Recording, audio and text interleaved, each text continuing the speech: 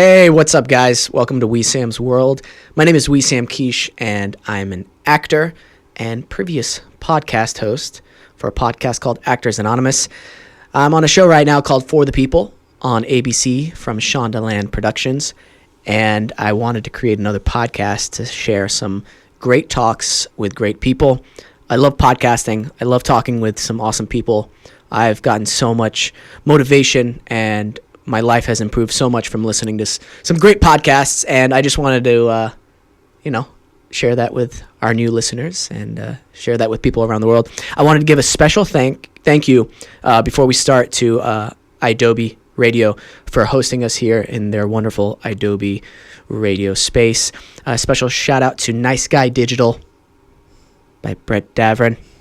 Mr. Brett, I want to thank you so much for, getting us started and all the good things that you do for us. Special shout out to Katie. She's in the room here as well.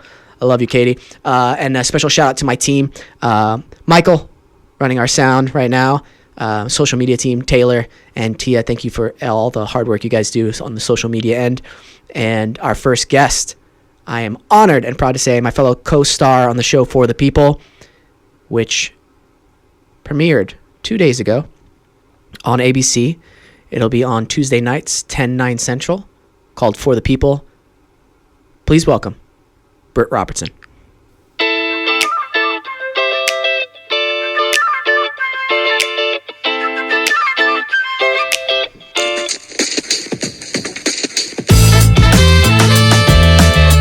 Britt Robertson.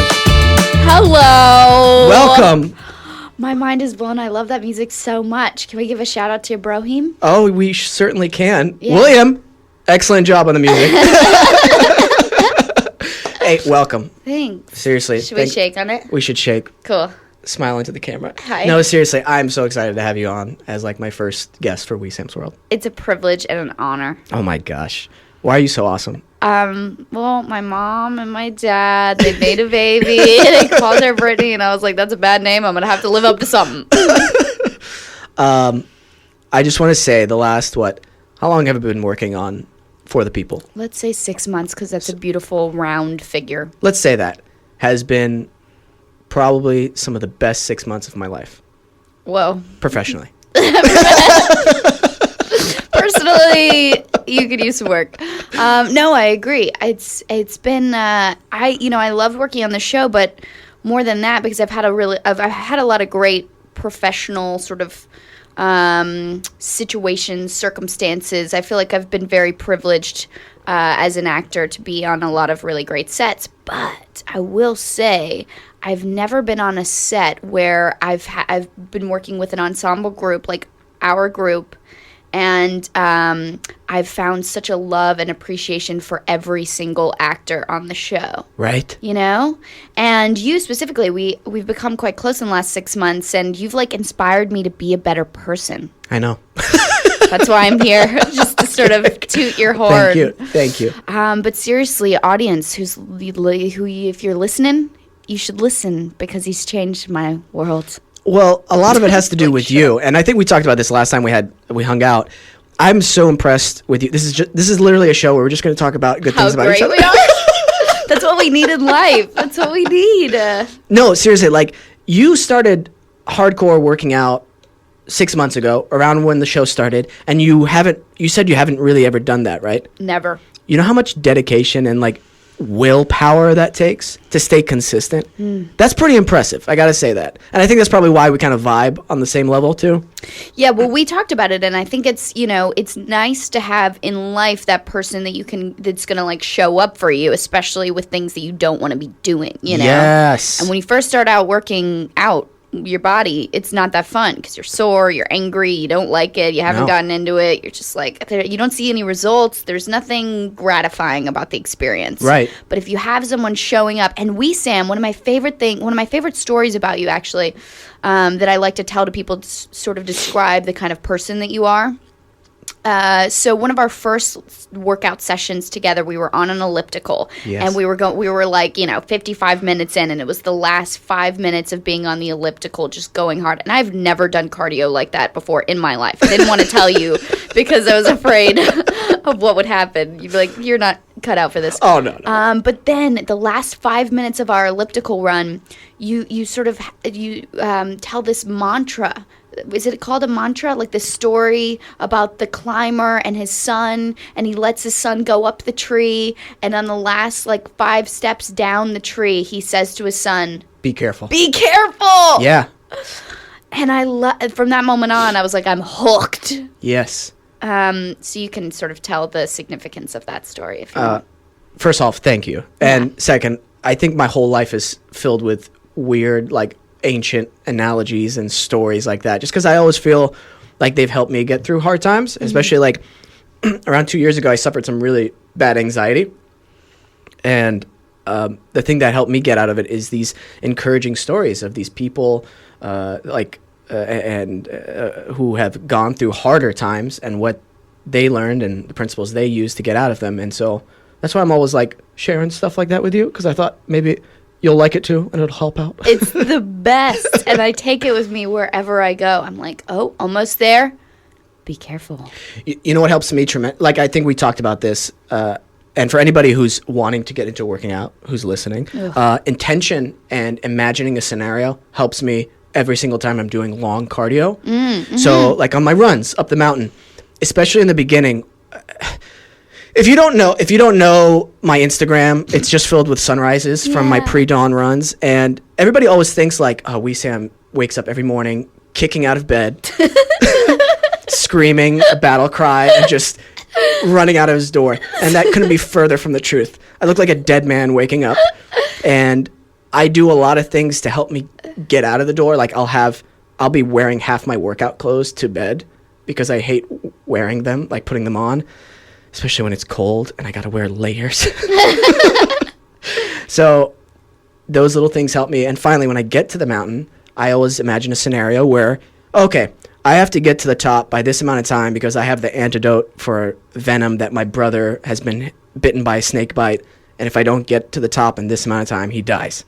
I know that's insane. No. That sounds like a crazy person, but that's the only thing that helps me get up there. That's the second story I always tell you, by the way. I start with, the be careful, and then I segue into the runs about the antidote with the brother and needing to save the family at the end of the run, and that helps you get through it. And I think that's such a, it just really indicates the kind of person that you are, that your body can endure. Right. Knowing that if you're in a situation where you can save someone that you love or can help someone out, it could do anything. You could really test yourself and put it to the, limit. I don't know. No, you're absolutely right. And it's, by the way, I'm not special, and anybody can do this. Michael, there's a guy, he was on the Joe Rogan podcast. He was an ex-Navy SEAL. He's an African-American. I forget his name. But this guy, if you're listening to this podcast, go check out that episode of the Joe Rogan podcast. He talks about the exact same thing we're talking about. He's not special. In fact, he's had a hard upbringing. He was born with a hole in his heart, literally. And he just has that indomitable spirit, that conviction of ultimate victory. And I think we talked about that last time. And that's what it takes, just to have your mind in that space is saying, you know what? I'm not gonna quit. I'm gonna keep doing this. And if I fail this time, that's fine. But the next time, I'm gonna keep doing it. I'm gonna keep doing it until I succeed. Is it Jocko Willink? No. Oh man, no. Jocko Willink though. You should listen to that one a lot. We've talked about Jocko on the podcast. What? Andy Stumpf? No, he was on recently. It's one of the last 10 people who are on the show. Anyway. Oh yeah. No, Michael's on it. He's looking up. He's getting the resources. I know. I love Michael. Yeah. Big shout out to Michael. Come on, Michael. Dude, thanks for being on the show. Of course, no problem. And being our awesome sound engineer as of now. I was like, you firing him after this? Michael. I'm kidding. I'm totally kidding. That was the end of Michael. Dude, I have such a good time. There's 2 stories I want to tell from the show that I love. First off, our first team PA, Julian. Mm-hmm. Okay. I sometimes have bad hearing, and when Julian was walking me to set, and for the people who are listening who don't know what a first team PA is, usually when they're setting up the lights and the main actors are just chilling somewhere, going over their lines, talking, hanging out, eating snackies. And then someone will come, the first team PA, and say, "Hey, we're ready for you, first team." And then that person will escort us to set. So it was Julian's first day, and I go, "Hey, Julian," or I don't say his name because I don't know who he is, but he's like, "Hey," I'm like, "Hi, we haven't met," and he's like, "Hey, my name is Julian," and I was like, "I'm sorry, what?" "Julian," and I'm thinking he said Jolene. And I literally go, "Jolene." Huh. I look at him like, that, oh, okay. But the subtext is, that's a girl's name, but I've never heard it for a guy. That's fine. He goes, "No, Julian." And I'm like, "Oh, sorry, man. Sorry." It's amazing. And then finally afterwards, I was like, I feel like such an idiot thinking his name was Jolene. No, but I mean, what if it was? You have to respect the fact that he could have had the name Right. Jolene. I don't want to bash him for that and be that, Would have you been know, rough for him. right? Yeah. But it was Julian. Anyway, Moral of the story is, it was Julian. it was Julian, and I just have bad hearing. But he was super cool, super professional, and a great guy on set. And the second story, I love. Oh my gosh! And Oh, you're gonna tell it. is that okay? Yeah, My I can't knees? wait. Okay. It's my favorite. All right. So I'm gonna take these off. Yeah. So we're shooting a scene. Not to give too much away or anything, or else they'll kill me. Yeah. Take down this podcast. Right? It's an intense scene. Yeah. And me and Britt were supposed to be running down this hallway. And we're towards the end of the scene, and we're running down the hallway In a hospital. in a hospital, and I see this I see Britt heading toward this extra who has like a fake cast on that she can't bend her knee, so her foot is just out with this cast. And she's looking at you like I can't move my leg. There's just no going anywhere with this leg. Right. Britt trips over the leg and falls like sprawled out. And I'm like, oh, that's too much. Yeah. I think she's just messing around. Yeah. They're never going to use that. What a bold choice. Bold choice, but too much. Director yells cut, and Britt starts going, "My knees!" Screaming in agony. Screaming. But then she's like, I'm okay. My knees! Oh my gosh. And I'm like, oh my God. Like, I'm thinking, she is not okay. Right. She's gone down. Oh my gosh. But then afterwards, we had a good laugh about it, which... Oh, and I still have a good laugh to this day. We both got the snifflies going on. We passed the tissues. Oh, absolutely. What is it? I don't know. I think it's the colds. Like, it started getting cold here and rainy. I think it's the rain. I don't know. You know what? We're going to sniffle at the same time. Ready? Yeah. It's going to be perfect. Goggins, by the way. David Goggins. Okay. That's the he's a retired Navy SEAL. He has the world record in pull-ups, over 6,000 in Whoa. 24 hours, I believe. And he's gone through Hell Week twice or three times. And he's gone through the Army Ranger program as well. Just a badass. Whoa. If there ever lived one. And he talks about his horrible childhood, watching his pimp father beat his mother and him every single day, and how he overcame adversity, and became this just awesome human being who will never let anything bring him down. Oh. Super intense dude, but he's the kind of guy you want to listen to get through your to get morning. motivated. Oh yeah. No, totally. I feel like you just have, you've compiled a list, and you have these like group of people, of resources that you could use to just get motivated at any point in the day. You know, like I feel like if ever I bring something to you, which I've done from time to time, you know, like that day at the hospital when we were shooting. Yeah. And that was the first time you showed me the Joe Rogan video, right? Oh yeah. Yeah. Which was it? The be the hero. Yes. Or good. Oh, that's Jocko Willing. Oh, Jocko. That's what it is. Oh, isn't that a... See, I don't even know their names. I can't even differentiate. But you have so many great resources to just, like, get you through the day. But not get you through the day, but, like, do the day. Right. You know? Because I feel like, and I have a question for you just on a personal level. Do you ever feel in life that sometimes you just got to get through it? Or do you always want, because this is just how what I receive from you, is that it's not just about enduring or, getting through it. You always have sort of a positive spin on something, or you have a way of looking to the bright side. Right. Is that intentional, or are there days where you just have to, like, get through it? Cool. So, yes, there are days that are obviously harder than the rest.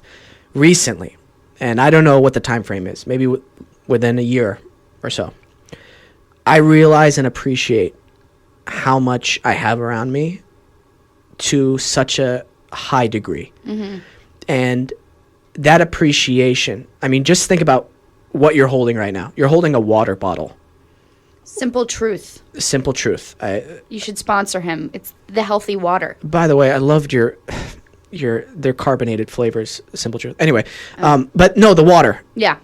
There are people who have to travel 8 to 10 miles to fill up 2 jugs of water in a dirty pond that animals have used and defecated in, and they'll bring it back 8 to 10 miles. They can't go to school. They can't get an education. Their lives are put in danger, and they're sick from the water that they have to drink to stay alive, but is also harming them. So when you really put yourself, and I think that's why acting is so beneficial to me. My imaginary skills, my imagination, makes me think of, I put myself in that person's shoes. And how uncomfortable do you get when you have sand on your feet? I hate that feeling, right? Right? We can all agree that. And by the way, if you like that, like when sand is in your shoes, you're crazy. You're crazy. He just tried surfing recently. I think it scarred him. Right? No, Estu. Shout out to Estu. He's my surfing teacher. Anyway, imagine how uncomfortable that is, or when your feet are dry or whatever. Now you're trekking through mud, dirt, dust. The sun is beating down on you. You don't know if you're going to make it back. You don't know if your siblings or your mom or your parents are going to be alive when you get back, just so you can get water. You don't know if you're going to make it into the next day, let alone the next week or month. You're not even concerned about school or the future. That type of appreciation for me, imagining that type of life gives me the appreciation so much for everything. Literally, I feel... A part of me is like, is this a little silly? You just find everything so amazing. And that's how I've been trying to live my life, with appreciation, because knowing I'm going to die someday. You're going to die someday. Totes. This is all temporary.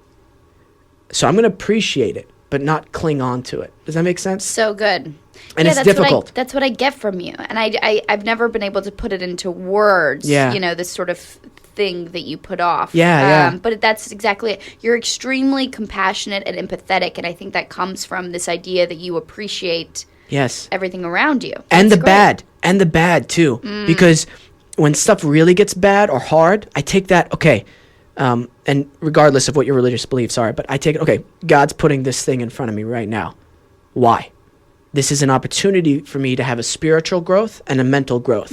So I want to experience it. I don't want to shy away from it. It's going to hurt. It's going to be hard. It's going to be uncomfortable. That's fine. I'll be stronger on the other end.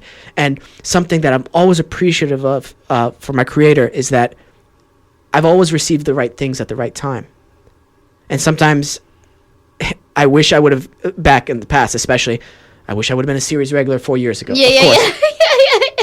Every actor, right? Yeah, totally. But working on this job, I realized, wow, every single job, every single audition, every single time I've been to class has prepped me to become a series regular now, as opposed to back then when I wasn't ready. Because we've seen it in our business. Many actors get roles or become famous too early on when they can't handle it.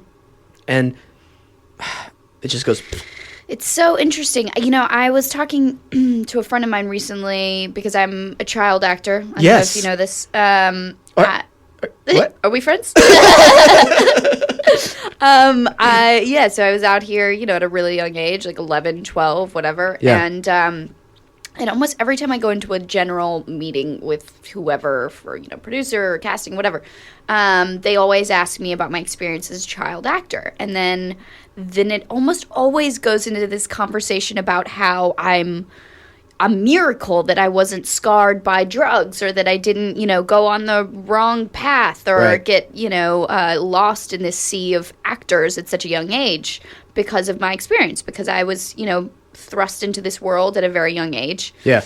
And, you know, I've thought about that a lot. I've sort of reflected on this idea that, you know, I remember being like 12, 13, 14, 15 and just like I wasn't very motivated as a young kid to be an actor. I liked acting, but I didn't like studying acting. I didn't want to like go to the classes, and I didn't want to memorize my lines, and I just wanted to go into the auditions. And so I was never very successful. I could make enough money to keep me out here as a young kid and, you know, provide for myself, but I wasn't successful in any way. Like, somebody should have definitely grabbed me and sent me back home to South Carolina.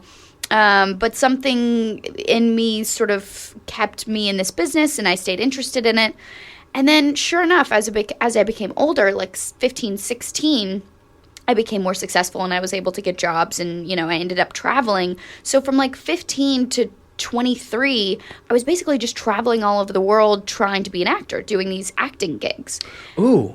What? Oh, no, sorry, continue. But I think have an idea. that was the realization that I came to. I've been so lucky and fortunate in my situation that's how my circumstances have unfolded. Yeah. Because who's to say that if I was to become, you know, like I hate to use this as an example because I'm a huge fan of hers, but like Drew Barrymore, who was, you know, going around in these parties at the age of 12 and out with all these like older men, and they're handing her drugs, and who's to say what would have happened in my life or what road I would have gone down. And I feel very fortunate with my set of circumstances that just as I was able to handle it as I became an adult, I was given these opportunities to be, you know, successful. Extremely lucky. Yeah. Very successful. And I think your biggest success, and not to undermine your professional career, is who you are as a person. Thank you.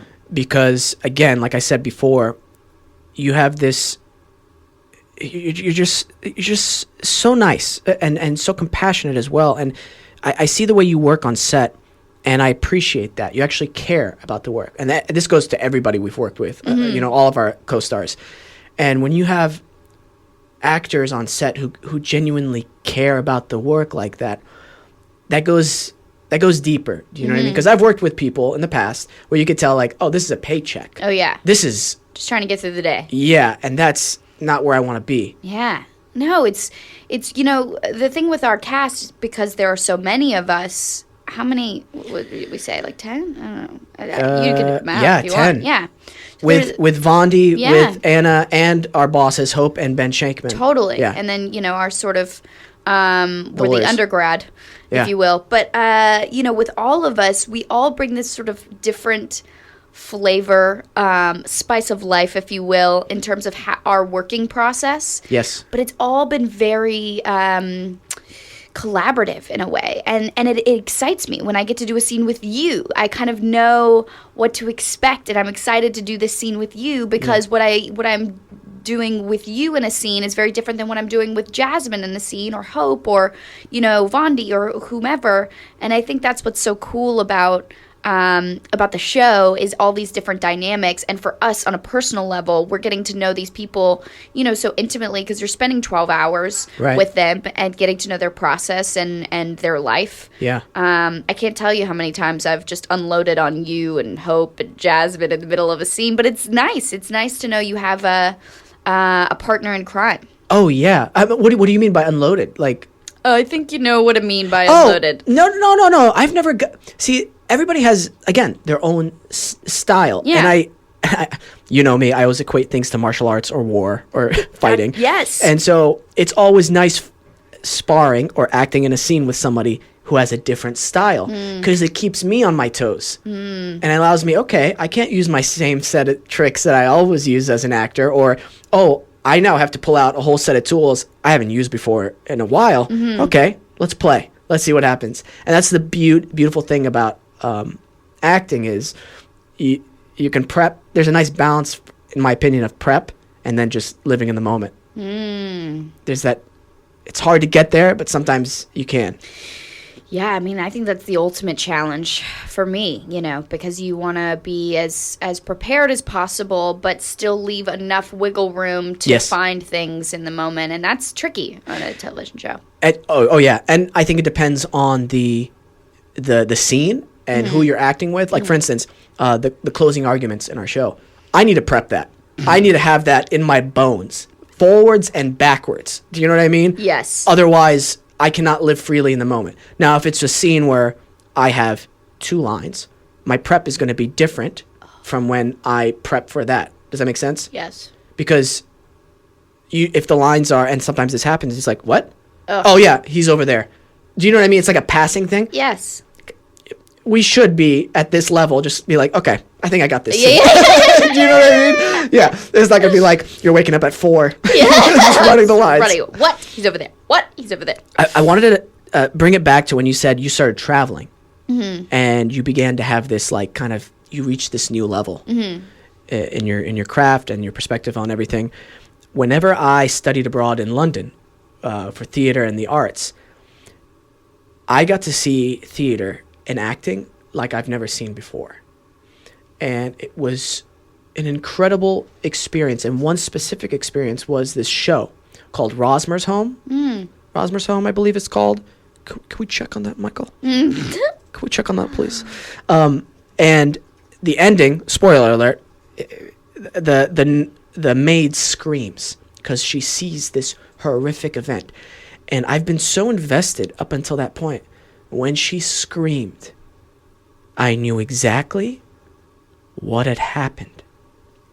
And I got the chills that started from, like, the base of my soul, like my heart.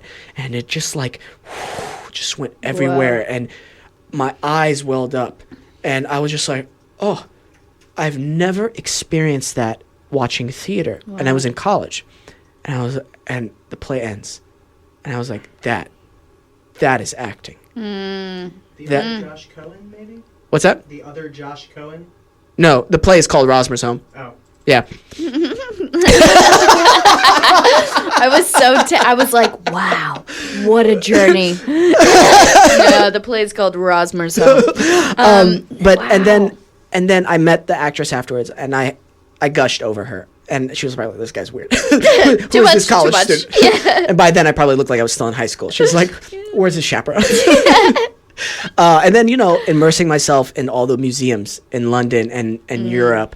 And I think when you travel, there's something that happens. You're like, oh, the world is a lot bigger than I thought it was, literally. Yeah. But again, going back to your thing of appreciating all that is out there aside from just what you live in and your own perspective. Yeah. I mean, I think that's a real testament to the kind of person that you are, your perspective. Like, I didn't touch on that, but that's the thing that I'm trying to really expand and broaden, you know, instead of getting lost in my little world sometimes, which is so easy to do. Right. You know, remembering what it's like to travel abroad, you know, when I went to South Africa and you see, like, because that, I mean, for me, that was a really transformative experience, getting to see wildlife. You know, you're getting to see, like, newborn baby hyenas, and how the mom and the dad all protect the little baby hyenas in their den, and then the dads will go out cackling, you know, because they're about to go hunt, and then the moms, like, it's a very gnarly experience getting to see what they, how animals endure, you know, and how they live their life. And it goes back to this thing of, like, everything is really kind of basic when you think about it, you know?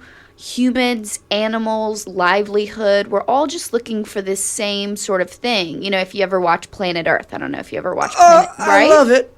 Totally. How can you not? Right. But it goes back to this thing. It's like all you need to really do is sort of survive. You know, there's this, you know, you need to live, exist, breathe, but eat, and then get busy. Right. You know what I mean by that? Get busy. Like homework. Sure. No. Procreate. Yes, of course. And then like that's it. Like live, eat, procreate. Is there another one? No, I feel like that's it. Yeah. The basic level of stuff, definitely. And then you look at us humans, right? How do we, and I think just on a really basic level, if we're staying there, there's an adaptation that has to take place in nature to continue to survive, right? If your environment changes and you don't, bye. Yeah. That's a fact. I would love to argue with somebody with me, you know what I mean, with someone with that. You have to adapt to a certain degree with your environment. Otherwise, you're gone. Look at restaurants that were successful in the first 10 years, and then all of a sudden something happens, and then they're out of business. Why do you think that happens? They weren't able to adjust to the market or Right. you know, what people are looking for, or their environment. Right. Or they get sloppy. See what I mean?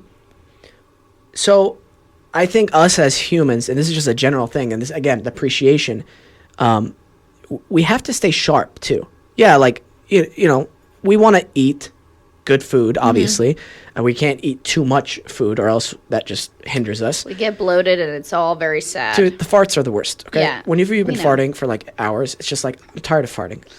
Can I just briefly sort of tell the story about the first day in court when Jasmine was farting and then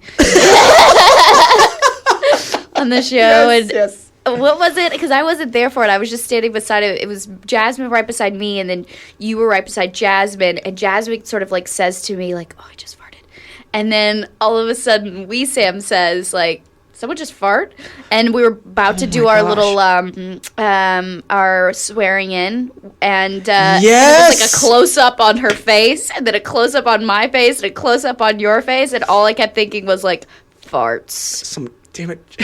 Farts. Sorry, keep going. Seriously, how comfortable are we around each other that We can fart? Yeah, within the first episode. Yeah, within That's pretty- weeks of being with one another. I know, Right. that's, again, we're so special. We're so special. You know Bruce Lee, right? I do. So not only has he said this, but a lot of other famous martial artists and philosophers have said the same thing in a different way. Be like water, you know. If water is in a teacup, it takes the shape of the teacup. If it's in a glass, it takes the shape of the glass. Water can crash. Fluid. It's staying fluid and being able to adapt. And as a fighter, best fighters are like that because you don't know how to attack them. They have no weak point. If you do this, they're going to do that. And like jiu-jitsu, there's a beautiful description of Brazilian jiu-jitsu, I think, by one of the Gracies, and he goes, I can't do a Portuguese accent. This is going to be horrible. You could try. He goes, jiu-jitsu is you do this and he does that, and that goes on forever. Yes! And you're like, That's oh shit, it. that is everything. Yeah. And I think in life, you have to be fluid like that to a certain degree. Oh, I love that. Oh, I love that. Do you know what I mean? Yeah. I posted something recently on my Instagram that said in true moral values, be the immovable object, and in your goals, be the unstoppable force. Wow. Do you know what I mean? Where'd you get that? I was thinking about it, but obviously the unstoppable force, an immovable object, I got from The Dark Knight. Do you know what I mean? Oh, yeah, sure. The joke, I think you know. The Joker is the unstoppable force, I think, and the immovable object is Batman because of his moral values. He won't kill somebody. Wow. You think so, Michael? All right. You're so well-rounded as a human being. The fact that you can sort of, speak some Bruce Lee, and then all of a sudden you're referring to the Joker. I'm just taking good ideas. Yeah, this is why I love podcasts. Yeah. Because when I'm stuck in LA traffic from an hour and a half, I'm like, okay, now I can listen to something and feel like I'm a little bit smarter from somebody else's. Yeah. But can we trust those people? Well, that's why you do your research. Yeah. Have you done research? On? Life, their things you're thinking about? I do, actually. I like listening to Dr. Rhonda Patrick. because she is one of the leading, I don't know, doctors on the latest research on what's healthy for you, on what's not healthy, of what's been a lie, on like correct studies. Because it's like, oh, I found that on a study. Well, who did the study? Who paid to do the study is always important to figure out as well. Dr. Rhonda Patrick is somebody you should definitely follow. That's great. But this is how I remember like what to eat, like things to eat. I'll just do the research and be like, okay, I'll just remember blueberries are healthy because there's like this whole chemical chain reaction that happens when you eat a blueberry with the antioxidants. Yeah. It's too complicated for me to remember. So I'm like, don't explain blueberries, good. Good. Yeah. You know what I mean? Yeah. Yeah. A lot of sugar, bad. Yeah, right. Exactly. Brown, not so good. White's not so good. Yellow, but then when you add the color, good. That's how I remember. I'm like, greens, good. Oh. You know? They say that the color is good and then the bland with stuff food. is bad. Yeah. Gotcha. Color good, bland bad. Gray. Is that bad? Not great. Gray meat? That's all I eat. No, we say I'm wrong. By the way, I have a really hard time with W's and R's, and that was maybe one of the most challenging things I've ever had to just say because I put myself in the situation to say it. We Sam wrong. That's wow. hard. That is not We Sam my friend, wrong. that phrase. We Sam wrong. Do you do warm-ups? Warm-ups? Warm-ups? No. For acting? I just go for it. No, but I should. You mean like ma ma ma ma me me me me moo? Yeah. I like the buzzing one. Like Let's I pretend hear it. I'm a bee. Bzz. Bzz, hold on. That's what I do. Because Whoa. it vibrates my mouth and then my entire face, and I feel like everything's warm. And it also, like, I feel the vibration in my throat, so that helps too. That's nice. Speaking of throat, I don't know what's going on. My throat is a little scratchy. Will it away. I am willing it away. I have the sniffles a little bit. Yeah. Nothing too crazy. I hope it hasn't been too bad for our listeners. Who knows? We have millions of people. I'm listening right always sniffling, and then and people think that it's like a congestion issue, but I'm pretty sure I'm just constantly congested. now. Yeah. So I guess it is a congestion issue. This is kind of random. Dark turn. Yeah. Have you heard of cystic fibrosis? I've heard of it. I don't know that I know what it is. You produce excess mucus, and sometimes it's in the lungs, and they have to, like, they're constantly like coughing because like your lungs are producing fluid, and it was one of the first organizations I got involved with because I was like, oh my gosh, I hate coughing or having bronchitis. Can you imagine living with that? Oh my gosh. Again, you're so yeah. It's too funny. Can you imagine living with that? We need to start an org. Nonprofit, and all the proceeds go to the coughing. I think we talked about this last time where I was like, sometimes I get too overwhelmed with what's going on. Yeah. In just the world. And so I'm like, I wish I could just fix everything all at once. Yes. But that's not going to happen. And Unless you are Emperor. And this is where the reason We Sam's World stems from. Yeah. No. We already kind of, never mind. Oh, we're not jumping into that?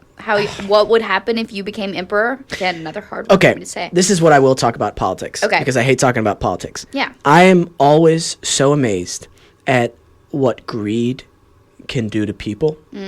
How if you pay off somebody with endorsements or lobbying, they will, oh my gosh, they will not even think twice about ruining an entire group of people's lives.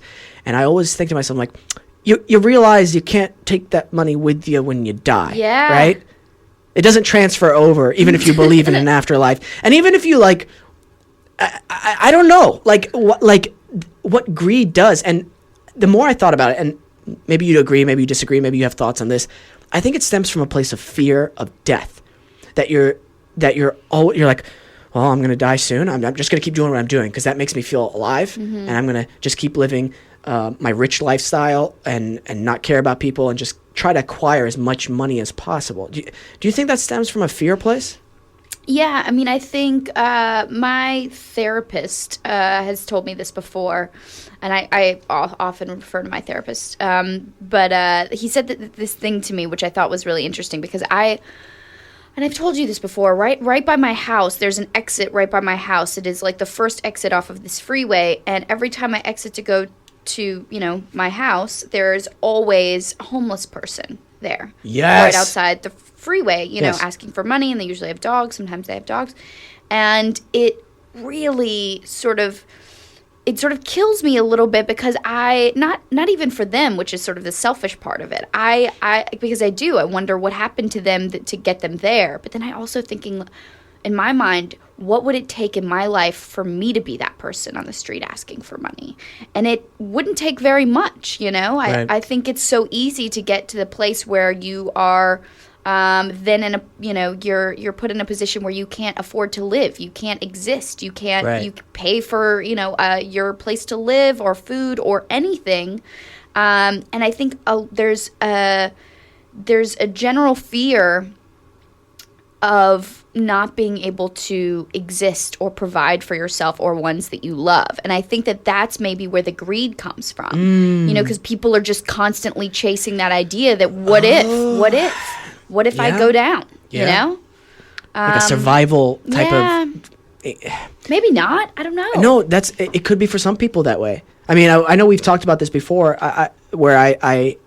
me and my brother, I asked him, like, what would it take for you to be that person who's like who's homeless and pushing a cart full of stuff, or being, you know, I hate to say it, the crazy person on the subway screaming and yelling, and like literally take a moment and think of the steps that would have to happen in your life, the life events to put you in that position. You get like 5 steps in, and you're like, and you're there, and you're like, oh, I'm depressed already. I'm not even homeless yet. And I'm about to start crying. Totally. And you could be there. So I mean, maybe not. Maybe it doesn't take. Maybe it's not so easily not attainable, because you don't want to attain that life. But maybe it's not so far away from you. But maybe it is. I don't know. It honestly, it's not as far away as you think it is. Because it's a mindset too, don't you think? Part of it, maybe. I know people. There's so many shades of gray to what happens to people who lose everything. And yes, there are some people who actually prefer that. Yes. Which I've watched some documentaries, and they're like, no, I like being like, I like this lifestyle. And it's like, oh, that's really interesting, you know. And then there's other people who actually need medical attention, you know. Working as a public defender, for instance, I got to shadow the public defender at the LA courthouse. They're like, yeah, 80% of our clients are like homeless or have serious mental problems. And I'm like, what? 80%. 80%. They're like, one day they'll show up and they'll be fine because they're on their meds, and then one day they won't be. And that's just the life they live. And I'm like, how do you solve this problem? How do you help these people? Because, hey, if you're in that situation, you would want somebody to help you, even if you don't know it. Can you imagine being in such a hell that you don't even know you're in hell? I mean, that gets me. You know, and I think, God, man, whenever I pass these people, it's so hard. You told me this.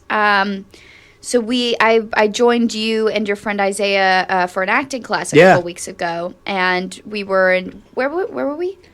What? Oh, cool. No, I was just making sure that we're still on camera. Yeah, the camera is good. Yeah. Go ahead. So we were downtown somewhere, right? Little Tokyo. And there was a homeless man who came up to us and asked for, you know, money or anything, if we could spare money, I think, right? And you said this to me recently, which is now something I've tried to take into my own practice, if you will, was that you didn't have anything on you. You didn't have change. I didn't have any change on me. But you acknowledged him, and you looked him in the eye, and you just had what did you say to him? Do you remember? Or just no, I just like to actually have a respectful conversation. Yes. Because it would be hard for me to go up to somebody and ask for money. Yes. And so they do this constantly. And so it's like, hey, man, I'm sorry. I don't actually have anything. Yeah. I'm sorry. Yeah. And yeah, have a good day, man. God bless. Just like actually looking them in the eye and saying that, I think you humanize them, and they at least feel like I had a human connection, or I had, that person respected me on a level of just like, humanity. They just sort of, they were looking at me and they see my experience. Because we're not that far apart. No. A few things that could happen in my life, and hey, I'm in your shoes, man. Yeah, so I've been trying to do that more, and you know what so it's not just about looking them or being, because I always feel the shame of like, of course I could so easily go to the ATM, right across the street and get some money and give this man money, but I don't. And you can't do for everyone, but there is that shame, and that's why I don't look them in the face, because I know that I'm capable of like changing their day, you know? Absolutely. And so I've just been trying to, you know, take that into consideration and be more thoughtful and intentional. There's something beautiful about a genuine asking somebody, how are you today? In terms of even in the simple service industry. And I it was such an interesting, okay. Sorry, 10 minutes to what? I'll just say we're on the... 10 minutes until... He said 53 minutes. Oh, okay. Cool. So there was this really interesting moment that happened. I was at a CVS, and this guy, I could tell he was taking his... He was just taking his time with the counting the money like he got. And there's a long line behind me, and immediately I felt that, like, dude, come on, bro. Yeah, you keep it moving, moving. Yeah. But then I was like, what am I gonna do? Take your time. I don't care. You know what I mean? Just where I'm literally was there just to like waste time because I was waiting. I'm like, what am I in the rush for? To wait longer somewhere? So anyway, I took my time, and then I went up to him, and he was like, hi, how's it going? I could tell, like, immediately. I just sensed that he was having a rough day. And I was like, hey, how are you today? He's like, I'm good. And I'm like, cool. He's like, are you from here or are you visiting? And I realized I was at Hollywood and Highland. Oh. You know what I mean? Because there's lots of tourists there. Yeah. I'm like, I had to process what he said. I was like, that's such a weird thing to say. You know, and that's what I was like, well, why are you asking me that? And I was like, oh, we're in the tourism most capital. Right. Yeah. And I was like, oh, no, man, I'm from here. How about yourself? He's like, oh, me too. I was like, cool, man. Awesome. Have a good day. All right, bye. And just that simple thing of not going in there with that attitude with that person creates this, like, I'm going to get granola on you people, but this vibration, you know what I mean? This mindset that it's just, you're just radiating niceness, radiating positivity, just being a decent human being.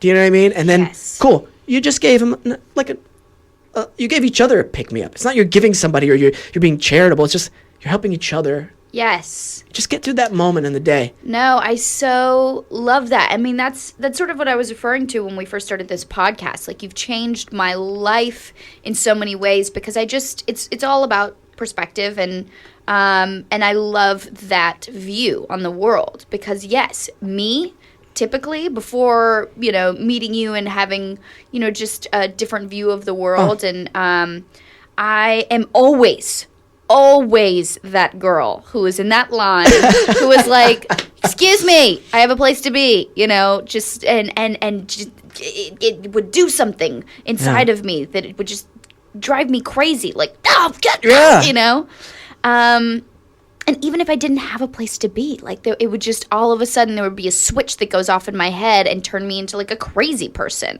and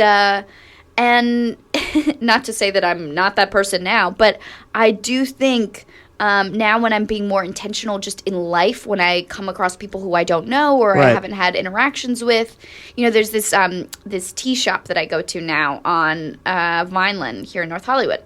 And is it the one with the Teapop? No.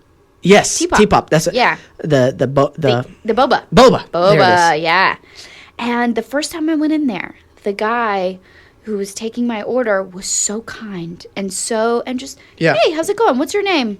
Oh, great. You know, just asking me about questions. Oh, have you seen any movies lately? What are you writing? Oh, no, I'm writing something to Michael while you're talking. Yeah. Sorry. It's distracting, right? It is a little. No, I'm kidding. Yeah, sorry. So, but he was so kind to me, but it wasn't just like your typical sort of coffee shop, hey, how's it going? What's your order? It was like it was very intentional. He was trying to sort of find out who I was and find out about my day. And I've been going in there ever since. And every time I do, I feel like I have a real relationship with these people now. And we're not even saying that much, but I just feel that human connection. Like, oh, he smiled at me and there was a genuine sort of kindness. Yes, it's radiating. You're creating a sense, and I think it just hit me. You're creating a sense of community. Yes! oh, that's it. That's it. That's That's it. That's why I like it so much, because it's in my community. Right. These are people I know. They know my name. They know my order, you know? And I'm like, they know my name. They know my order. I don't know anything about them. You know? But I do feel like I go in there and I'm investing sort of in the community, and it's a mutual respect for one another. Yes. And again, it goes back to, I love the theme of like animals, almost like our base, where we're from. When you're in a community, it's safe. Ah. Yeah. When you're in a community and you have a job or you're nice to each other, that just promotes a stronger bond. So when things do get bad, do you know what I mean? Mm-hmm. I go to this coffee shop.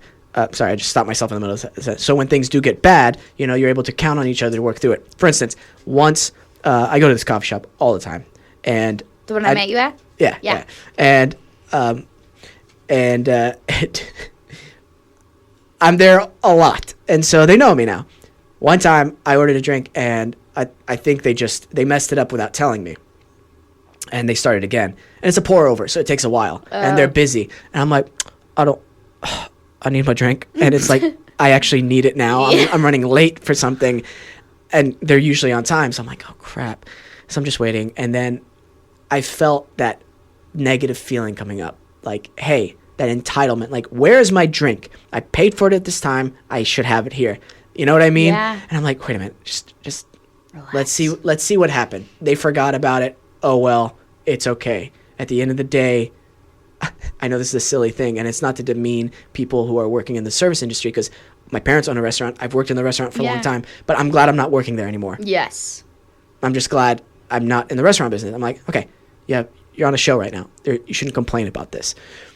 I'm going, hi, is my drink coming up? They're like, we're so sorry. We're working on it again. We messed up on it. I'm like, oh, it's totally fine. Don't worry about it. So that's covered, right?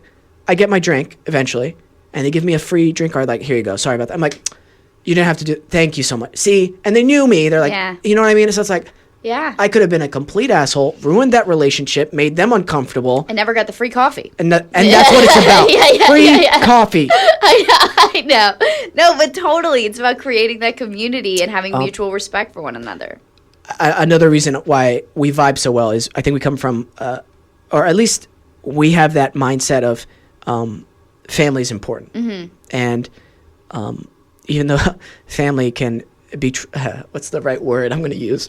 Annoying? Annoying is a great Okay, word. Challenging. Yeah. Do you know? Especially in the transitional phases where the parents are becoming maybe friends, or you might be taking over the role as a parent or a caregiver in a certain sense. Not that they can't take care of themselves, but maybe in certain areas you're like, I'll take care of it. Yeah. Things start switching. And there's a beautiful episode in our show about those roles reversing.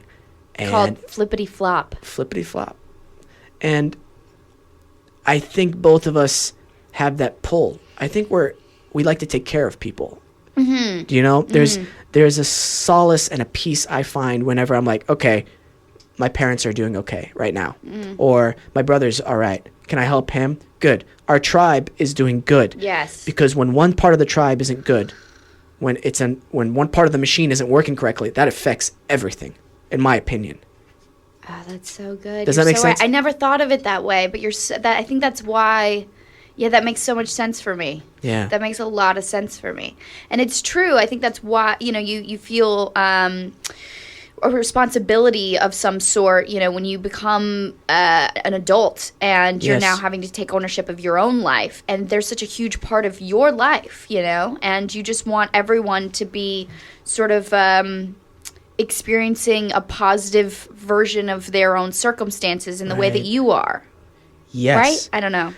Yes. And I think, okay, so this is a very personal thing I'm going to share. Yeah.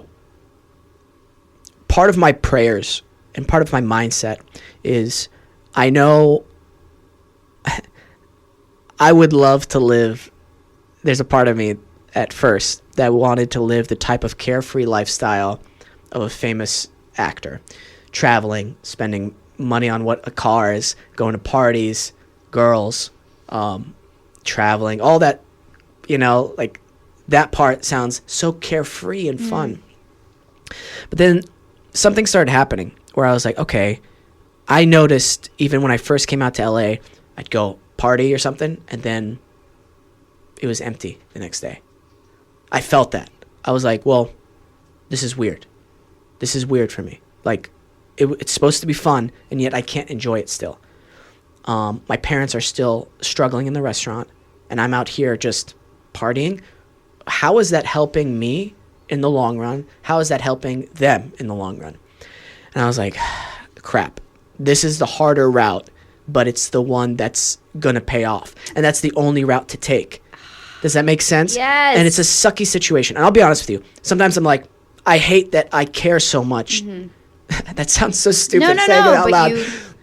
I sincerely, sometimes I'm like, this is very burdensome. But I was like, that's the only thing to do. Because that sets up a strong foundation for future generations of, if I have children, if my brothers have children, helping them get a head start so that they're able to advance further than I did.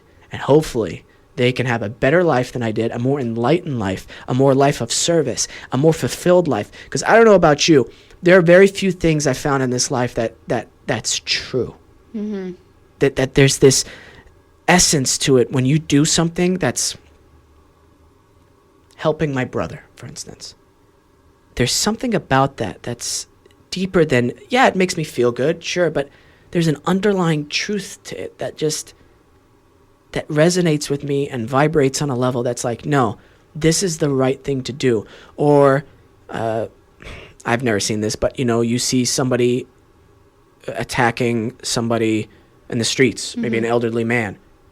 The right thing to do is to stand up for that person. That's just I don't know, there's just something deep down inside. And so I realized those things are so rare that I find in this world. And so I want to make sure those things carry on to the next generation. And yeah, just keeping those things alive. Does that make sense? Yeah, it's so much more rewarding and fulfilling to be putting your energy into those things that are true, that really resonate within you. Because I do think there, I get, not to refer to my therapist again, but but he said something to me that I've had to really take on and think about in my own life, because we have this similar thing, which is this.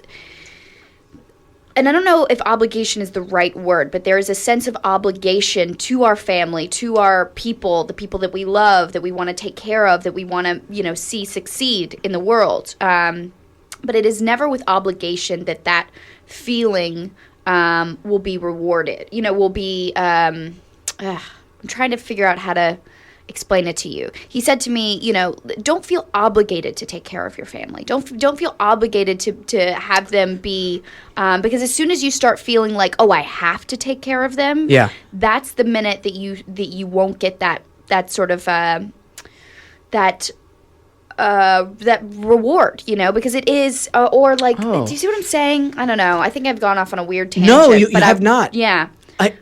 It's not the kind of thing where, maybe this will clarify it, if you don't mind. No.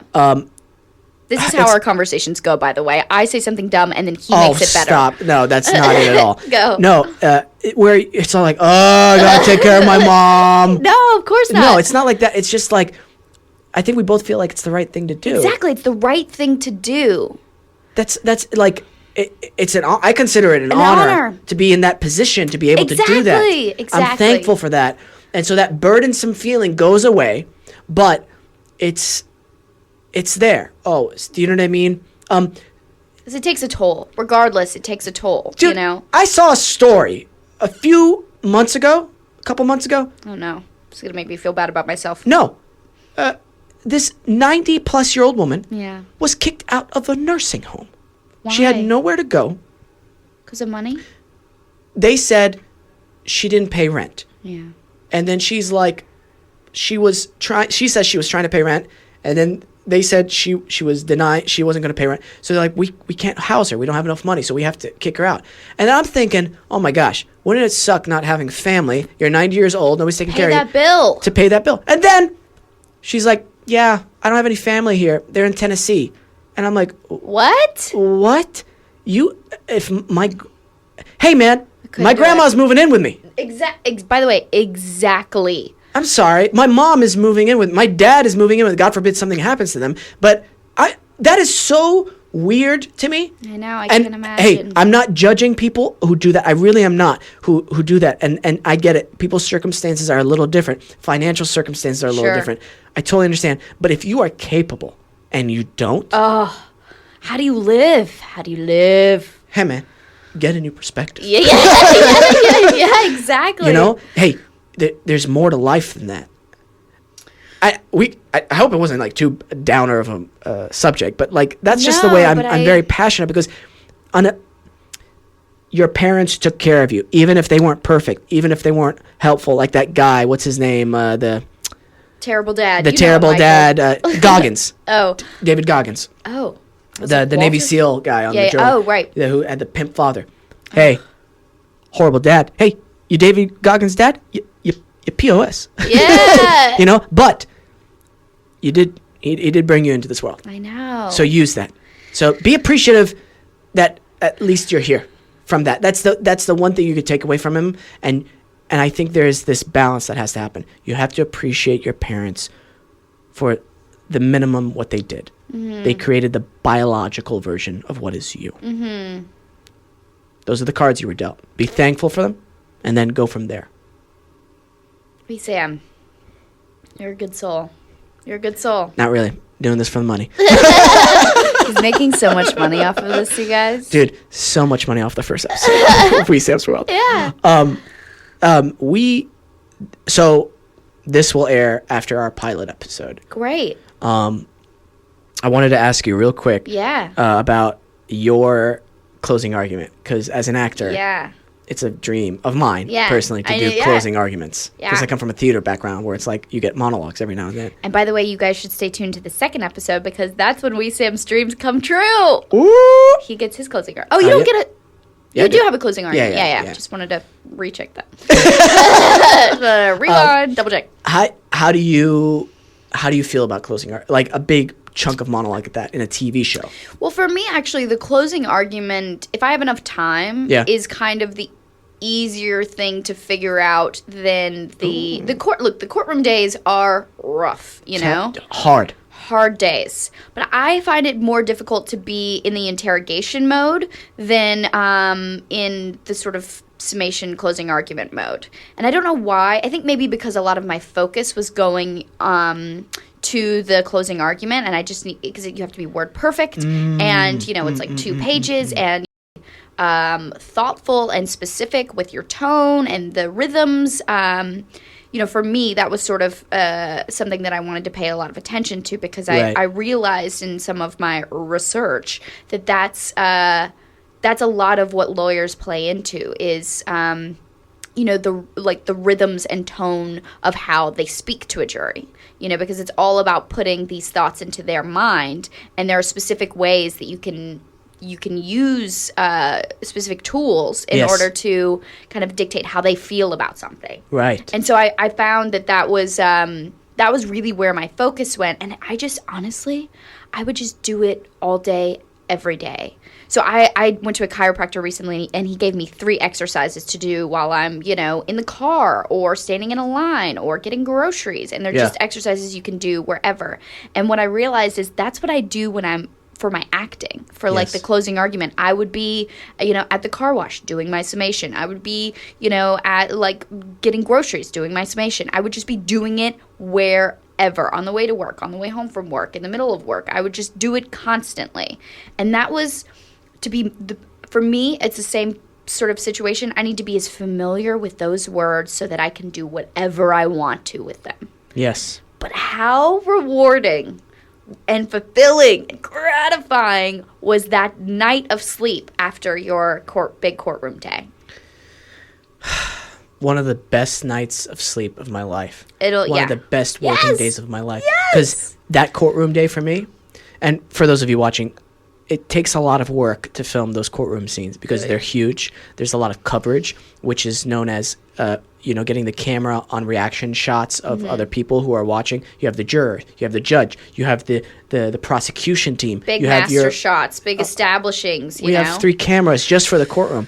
My courtroom scenes, which you'll see coming up in the next episode, is I had the courtroom scenes plus my main scenes with Hope Davis. Oh, my boss. Goodness.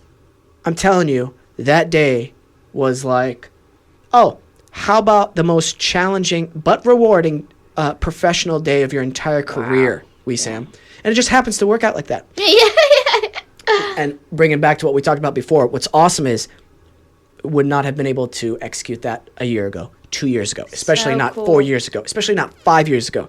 You're going to talk about brand new to LA, Wesam, a year and a half in? Nah. You could have done it.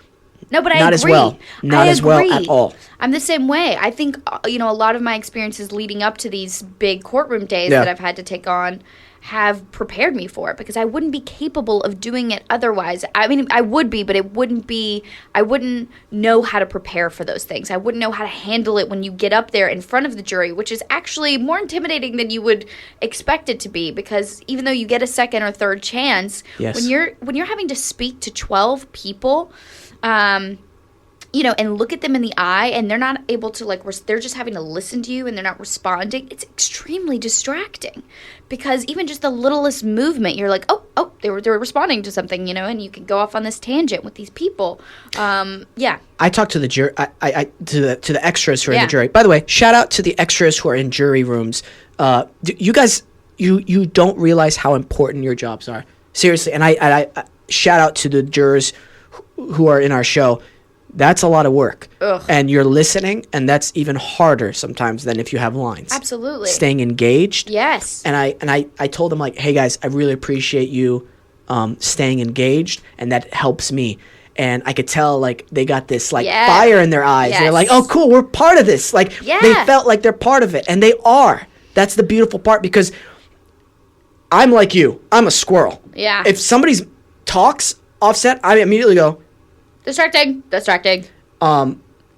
if you know what I mean, like a crew member, something drops or something, I look, Yeah. I get distracted because, dude, I totally get the now more than ever the Christian Bale thing. Oh, yeah. You remember? Yes, of course, yeah. That was like the third time It's that guy viral. did it. Totally.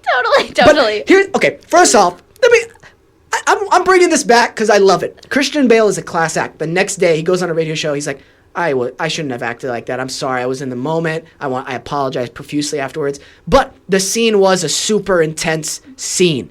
And his senses are so heightened because that's the place he has to be at Right. in order to do his best work. So he's listening, he's engaged, he's Of course. focused, he's geared up, ready to do the acting. Absolutely. And then if you have somebody literally in your eyesight fiddling with a light, Yeah. and you go, hey, man, would you mind not doing that? It's distracting. Cool. Second time, hey, man, I'm so sorry. You really can't do that. I get distracted. Cool. You understand me? Awesome. Third time? Oh, yeah. You're going to get yelled at. Yeah, just lose it. Hey, you peed. yeah, totally. I don't know so why funny. I don't want to curse on this. I don't know why. Yeah, no, Go ahead. I felt that tendency too. Like, I'm actually going to be, very...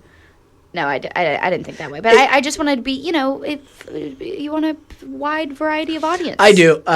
We'll see. I mean, I'm going to curse at some point. I will curse. I will curse unless I feel I need to. You know Yeah. what I mean? But back to that. Wait, can I just say yeah, please. quickly? Again, why you are a better person than I am. I literally singled out one guy that I liked his performance when I was like doing my closing argument Yeah. to the jury, and I was like, "What's your name?" And he was like, "My name is Six." His name was Six, which I also thought was very cool.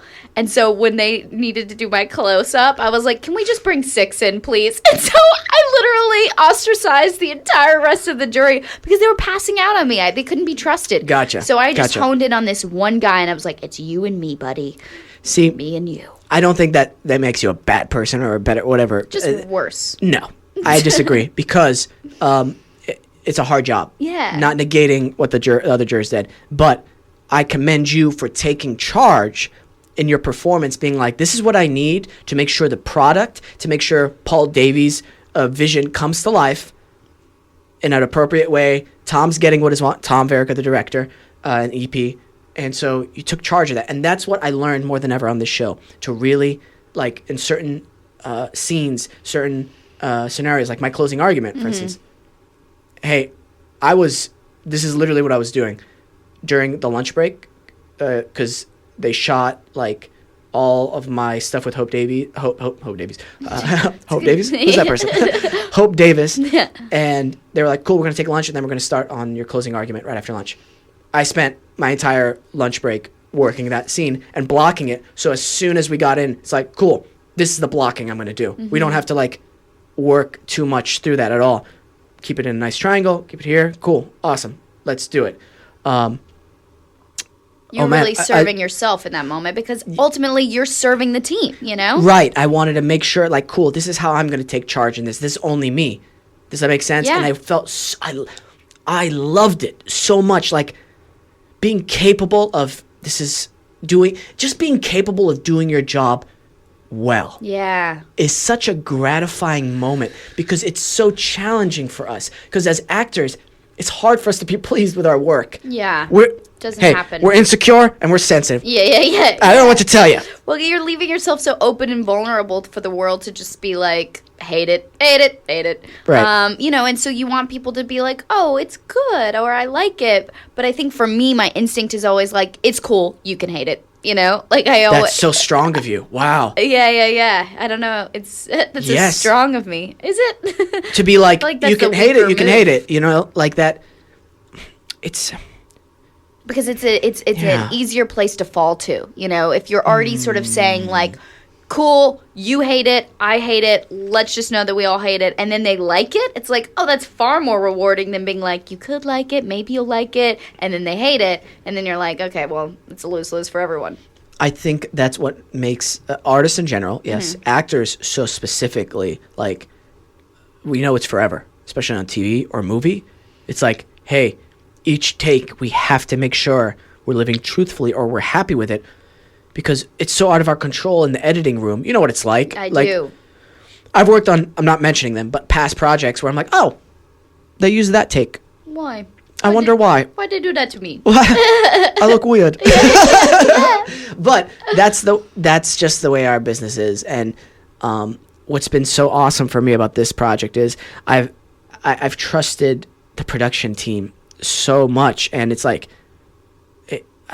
Shondaland in general has such a well-oiled machine. I feel like even if problems or challenges do arise, they've been there before. It feels like they're like, oh, we've encountered this with this other show. This is how we're doing it. Yes. Do you know what I mean? Yeah. Like I'll take this for an example. I love the way they make us feel good about things in a realistic way, not like blowing smoke up our butts. When our episode count was cut from 13 to 10 because of just literally space, time slots available.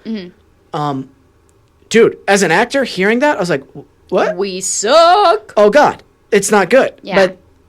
But they're like, no, this happens before, and this is, you know what I mean? This on Grace, you know. Right. We've experienced this on this. Shout out to Betsy Beers, by the way, for to making us feel very comfortable, having a great sense of humor. But I'm always just so amazed at, like, especially for brand new actors, when they hear the word, oh, this is the EP or this is the creator.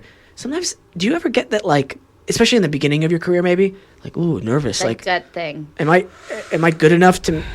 Hi, do you know? It's a weird insecurity. She has such a great energy. She from the moment I've met her until the very end of this project, the last time I saw her. She always had, even I emailed her recently because I just wanted to give her a director recommendation. And she emailed me back, like, immediately. And I was like, wow, that was a really gutsy move on my part to sort of put myself out there. But the fact that she responded so quickly and was, you know, genuinely interested in helping me. She has such a great energy and really kept us going, you know, through the entire process. So I agree with you. It is nerve-wracking, but she really did us a favor and made it not so. Exactly. And my question was more in terms in general. Like, I feel like in the past when you hear, like, actors in general, when they hear the word EP or I don't like it when it's like an actor who's an EP, because then you don't really know what you're going to get. Have you ever encountered that? No, you have more experience in this. Yeah. This is really interesting to me. Yeah. An actor who's an EP, Yeah. you don't know what you're going to get. Huh. Well, because Yeah. they're producing the project as well. So you're like, oh, what kind of producer are they going to be? Are they going to be the kind Right. of producer who's going to give me notes when I'm in the middle of the scene with them? Are they the kind of producer who just wants their name on the project? Right. They don't actually, that for me has always been a little more like, I don't know their place on the set or what kind of boundaries they're willing to cross. Right. For me, I always think about the what kind of director I'm going to be. Let's say the show goes on for hopefully many seasons, and they are gracious enough to allow me to direct an episode. I always think to myself, what kind of director are you going to be? What is your vision? What is your style in directing? Because that's very specific too. I feel like with directors maybe not more than, it's just different. Certain directors, I feel like good ones, they have a style. Agreed. It's like, it's a Quentin movie. Yeah. When it's a Quentin movie. Yeah. It's a Steven Spielberg directed movie. It's a Ron Howard movie. Yeah. Trying to find the clues with the Da Vinci Code stuff. Guillermo del Toro, one of my Right. favorites right now. Oh my gosh. David Mamet too. Whenever Yeah. he directs something, you're like, this dialogue is definitely written by David Mamet. Right. You have like one words Yes. responses for like 4 pages. Yes. And then you have like a 2-page monologue out of nowhere. And you're like, oh, cool. David Mamet wrote that. Yeah. Awesome. Yeah. I'm always wondering, like, I can't will you wait be? for it to evolve. And it's a nice craft right now that I'm starting as a white belt, as I call. Do you know what I mean? Like when you start things as a white belt. Mm-hmm. So it's like, oh, cool. I don't know where it's going to go. And it's exciting because I'm not good at it right now. And I'm learning about it. Like me in the ocean. Oh, my gosh. Can you just give a little bit of tips on Wee Sam in the ocean? So our awesome, one of our sound guys, S2, he's a surfer. He's been so gracious enough as to teach me how to surf, and we're taking it slow because I want to get comfortable in the water. Yeah. I have to hold my nose when I... Reasonable. A lot of people do. It stings, Michael. Michael, don't smile. I'm being serious. He doesn't like that water up his nose. It stings so bad for me, and I have to, like, do this thing. If you're watching on the... you should definitely watch the YouTube just to see me do this. So I'm in this wetsuit, and I'm like, okay, here we go. I see the wave coming, which, by the way, there's small waves, maybe like a foot or two. I'm still nervous. Terrifying. It's a big, vast ocean. Scary. It's powerful. Scary stuff. I have to go, okay. And like a crazy person. Like a little baby girl. Right? I'm flailing in the water, and then when I come up, it's like I've been under the water for like 2 minutes. It's my first breath of air, and so I'm trying to just get more comfortable in the water. And so we're trying to schedule another appointment once the water warms up a little bit. Yeah. Because my ears got cold, which I didn't know was possible. The rest of the body was fine. It's too cold for surfing right now, unless you're a real surfer. Not saying that you're not. I'm just saying you're I'm not. inexperienced. No, I'm not a surfer. Yeah. You could say that, right? It's safe to say he's not a surfer quite yet. Are you starting any like hobbies like that? Well, so I told you I started doing these hip hop classes. Yes. Private hip hop classes, which, funny enough, my hip hop class is literally right next door. I know, that's so funny. I mean, I could walk over and do a hip hop class, but my girl Lindsay isn't there. So I've been doing these. What we do is we do a warm up and then we do grooves. So she teaches me like cool grooves, and then right now we're doing a choreographed dance to Drake's God's Plan. Do you know this song? No. Are we allowed to say that? Can we play it? Are we allowed? Can you check, Michael? Because I kind of want to. Can we hear a little bit of it? Probably not. We're probably not allowed to play it. Wait. We gotta. Okay, hold on. A little break here. I want to give a big shout out to the Brett Davern Show. I want to give a big shout out to Adobe Radio real quick. Oh, please. I want to give a big shout out to Brett Davern. Katie. Not to be confused with Katie. Britt Davern. Katie, seriously, thank you so much. Katie, who's friends with my friend BK, because they did a show together. And you're friends with Brett, right? Sort of. Sort? Okay, that's fine. That's fine. No, so we can play the song. Katie's letting me know we can play a little bit of it. Yeah, cool. I didn't understand what she said because I can't hear. Oh, low. We got to play it on a low volume. Find it, low volume, and go to the 2-minute portion, because that's where my dance kicks in. Dude, that is so cool. I can't do Dancing? hip-hop dancing. I look a little. Do you want to take a class with me? I've been saying I will. I'm kind of shy, a little nervous, but you know what? I'm breaking the barrier. Here's my promise. I'm going to take a hip hop class with you. What? Yeah. Oh, man, I'm so excited. I am. Stay tuned. We'll get some on video. No, I'm kidding. Never do it. This is it? Ready when you are. Yeah. We can play. The 2 minute mark. Oh, Yeah. wait. 2 minute on the other side. So, you know what I mean? How it's 2 minutes on this side. It's You mean like 2 minutes from the end? Yeah, 2 minutes from the end. Gotcha. I think I that's gotcha. right. Right. Yeah, that seems right. Does that make sense, Michael? Yes, it does. Yeah, so I've been doing these classes, and I think that you would be. It's just a really good time, and here. you look silly. Yeah, that's perfect. Yeah. Let's see what we got. Oh. Is this it? Yeah. Oh. God's plan. God's plan. God's plan. I think he says it. Oh, this is the part where I do the dancing. Wishing and wishing and wishing they wishing on me. Bad things. Then he says bad things. Oh. Bad things. Bad thing? There's a lot of bad things. We probably shouldn't play this song. Okay. There's so many bad things. There's so many bad things in the song? No, it's Drake. It's Drake. Have you heard Have you heard of Chris D'Elia's whole thing with his Drake stand-up? No, but I know you love Chris D'Elia. It's so funny. Like, I have to go watch now. Don't give it away. I'll send you the links on Please. YouTube. He goes like he starts like what's it called when a comedian's on stage and they don't have anything planned? Like improv. Yeah, improving, but a whole Drake like set, and it's like 10 minutes of him just going. No. It's so good. This is a little bit of his older stuff, but he talks about Drake a lot. My youngest brother, Daniel, was trying to get Drake to say hi to him on social media or hang out with him. Bold. He loves Drake, too. Great. I'll see what I can do. He seems like a cool guy. A cold guy? Cool guy. Oh, Sorry. cool. Cool guy. Cool guy. Cool and cold. Cool and cool. He just donated, I think, like a whole bunch of money to some... To me? No. No, I'm kidding. I'm kidding. Greed. It's all about the greed. I just had to circle back to that one idea. So is this dance choreographed? Yeah. And you guys Yeah. practice this? Yes. Wow. Yeah. That's pretty impressive. So I'll bring you in on a day when we've finished the choreography for one dance, and then we can do our own. We can choreograph a dance together. Oh my gosh. Nothing Yes. would make me happier.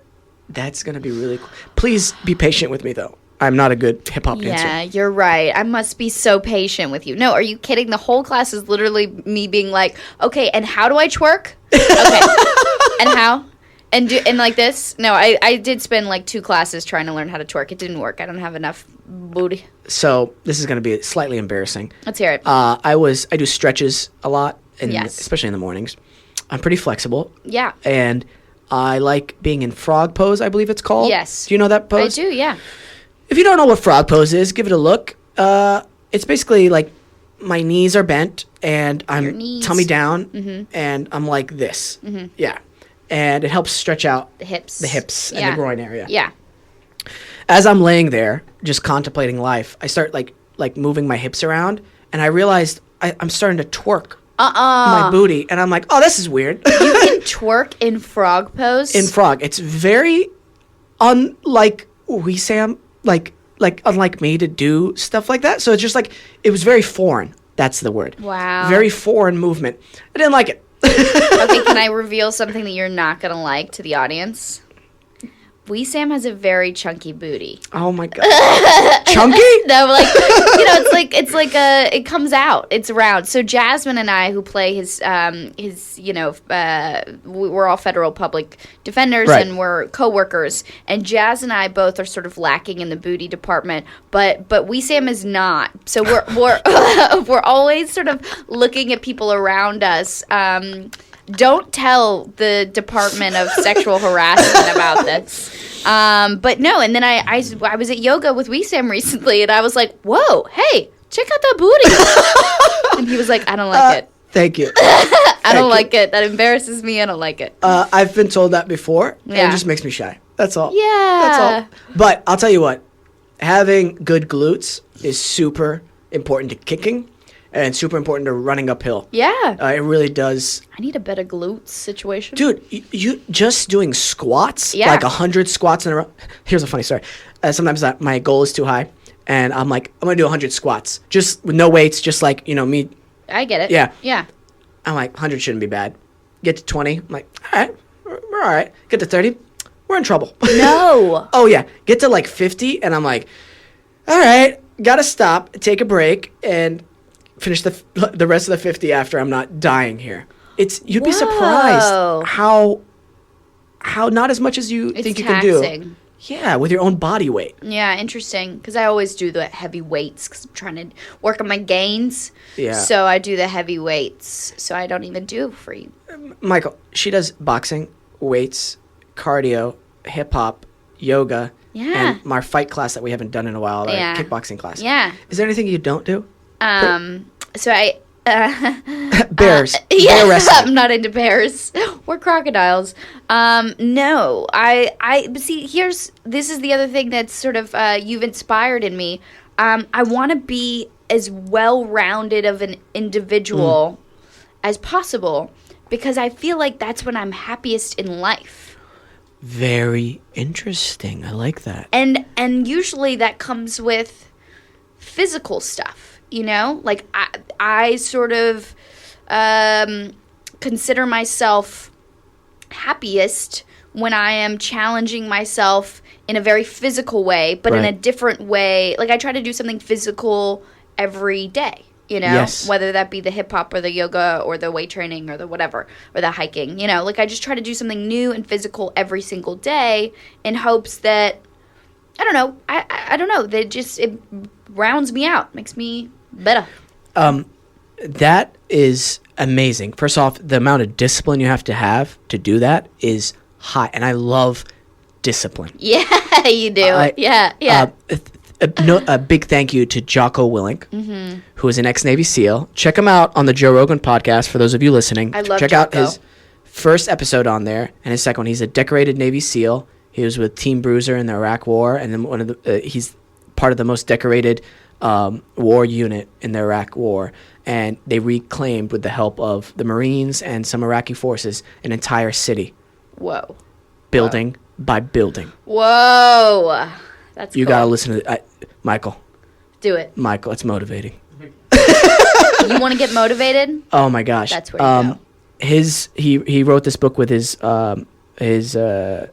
fellow soldier Leif Babin, Extreme Ownership. And in it, they talk about discipline equals freedom.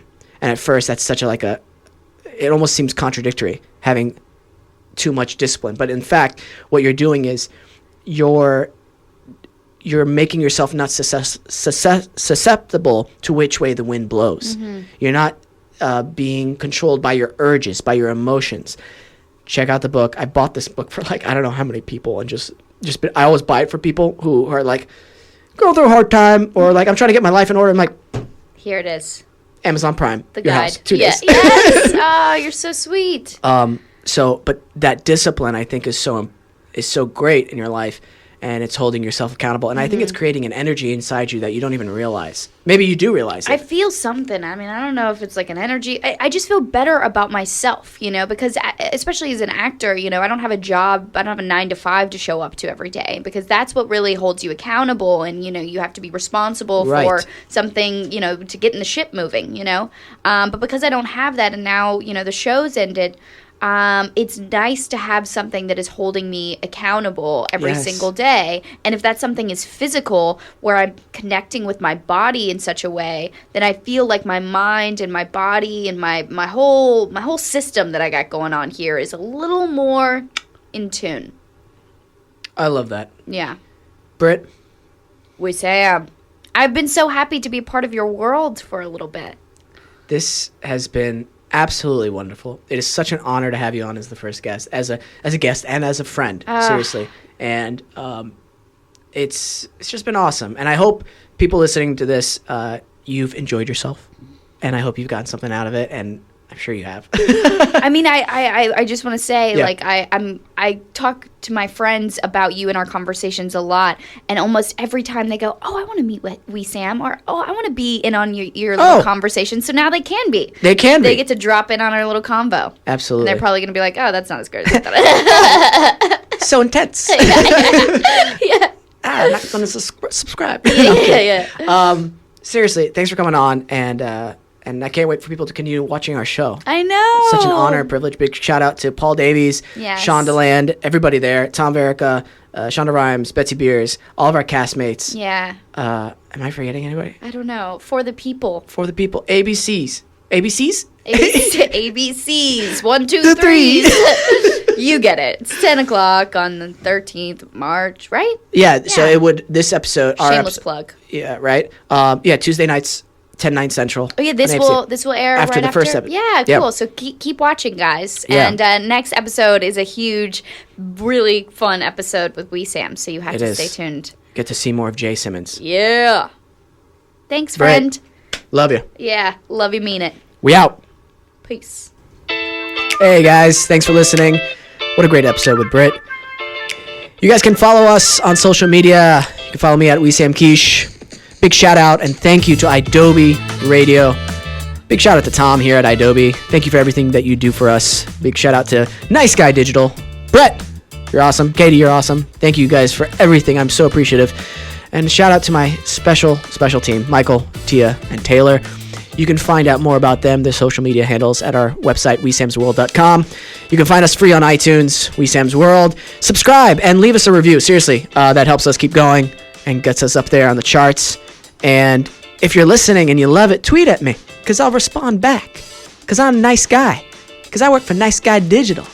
All right, guys. Have a great day. Later.